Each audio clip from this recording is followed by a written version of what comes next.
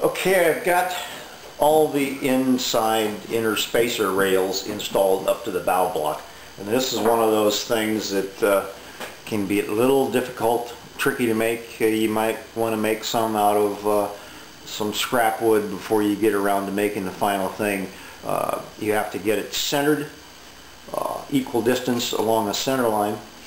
It also has to be tapered back in on the sides, which they'll have about the same side angle, but the bow angle is going to be different. So around in the about into this point, you're going to have to make a transition to a steeper arc or a steeper angle than it is on the sides. If you look along the side here, you'll see how it rolls down into a steeper angle. Okay, the other thing that happens too, in my demo here, is that the sides are cut out, but they're also cut out at an angle, so that this sets down in over the inside spacer rail, and then that's notched in about an inch back in from the very end. But then there's another flat spot on here that I put in that the next block will go on top of, so you'll have the inner block and then the other one setting, the actual inside rail will be coming up to set on the inside here, and then I may put something, a transition in here. We'll see what comes out. But that's what I was talking about on the stern rails, or on the corners, on those corner blocks, that they would be not a 90, they would be greater than 90, maybe a 93 degree, 94 degree corner, and then you'd have these in and out blocks for these inner space rails coming in, and then the other ones would butt up against it too. And they got to be quite complicated, and like I said, the port and starter reverse images of each other. You get one side set up, cut right, then you got to figure out how to set the table saw or whatever you're using up to the other side. So I've got this in. Now all I got to do is just blather the bejesus out of it with Gel Magic and set it in place and just let it set there. I've got some screws in here, but when I put in my screws originally, which I thought I had this block lined up correctly, I went to the stern and looked forward and it was off, so I backed out the screws. So once I get the block epoxied in place and it's cured tomorrow, then I'll go and pull these screws out and then drill new pilot holes and then put them in for the permanent, and then I can go ahead and start putting on the inner rails. So now I'm going to put some epoxy on this and let it set overnight. Okay, I have the port inside rail cut and fitted.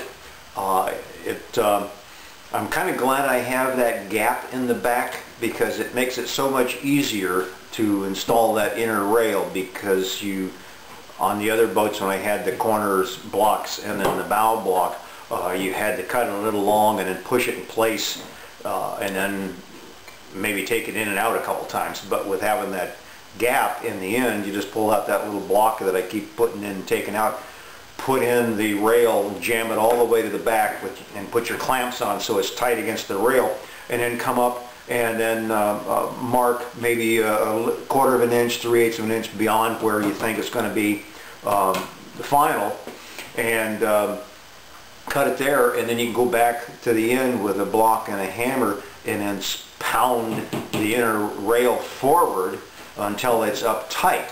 Well, the problem I had then was I had some slight angles, so I took my saw, and let me pull it out, and I could do one more pull on this. Let me get set up for it. Okay, I've got my clamps tightened down here, and you want to make you want to make certain that all the clamps are tight and you don't have any bows in it and parts that are sticking out. So I'm happy with that. I've got probably some tightness I could get in there, so I have to do a step stool on this and just kind of get it in there on the cut.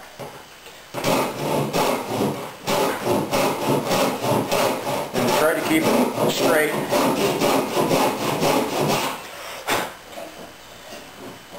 And see that you don't go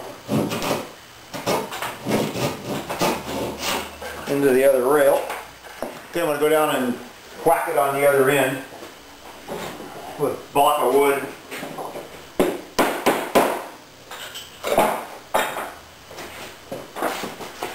And it should be nice and tight. I got a nice tight joint there. Let me go down to the other end and show you what I was talking about down there. Okay, this is what I mean. We've got this gap in here that we are going to put the block in when we finish up. But I was able to cut it longer. I'm flush on the other end, but now I can trim this up when I need to. Now that I have a nice tight fit up on the bow, I'm going to pull this off, Gel Magic the spacer blocks, and then put the rail back on and clamp it overnight, and then we can go on to the starboard rail and put it in. Okay, I got her in. I got her the rail in snug, not tightened down, but the clamps, several of the clamps were snug, and then I took a block of wood and my hammer and pounded at the end to dry. You want to be certain, make certain that the gap up there that we just cut is closed and a little bit of Gel Magic oozes out of it. So I've got that done, and I've come through, and as I was working from the bow, I got it tightened down, and I started working with the air, taking the air to the end, and as I'm going along, I'm making certain that when I'm clamping these down, the top of the inside rail is even with the top of the spacer blocks in the outer rail.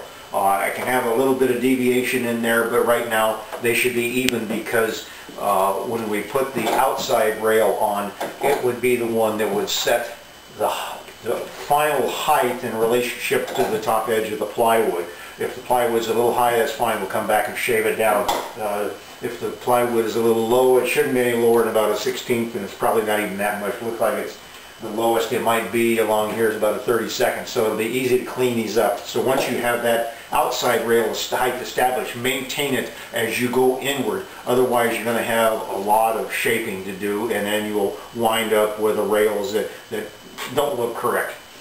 So we got them in, tightened down. Also with the clamps I made with the bolts, I came back and looked at them, and the upper bolt had been, they weren't parallel. So I went back and adjusted them to where they're parallel, and I'm getting full clamping pressure and the top and the bottom. But remember, this is Gel Magic.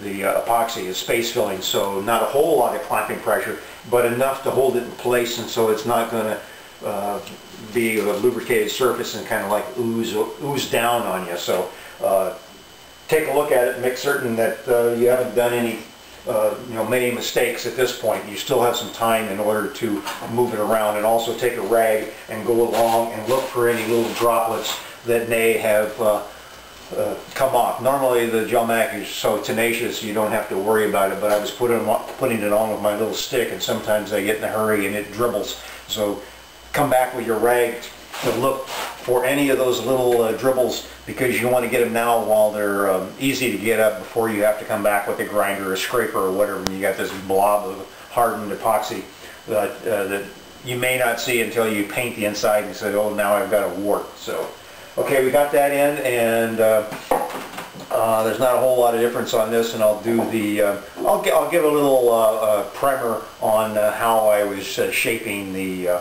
or trimming the ends on the starboard inside rail. It's a good exercise, and I want to fill in some gaps on some little things that I do, techniques and things, which sometimes I tend to go on through, but that's the thing that you're looking for, is little tips and tricks. So it's time to clean up, and we'll see you on the next little bit here that I get into.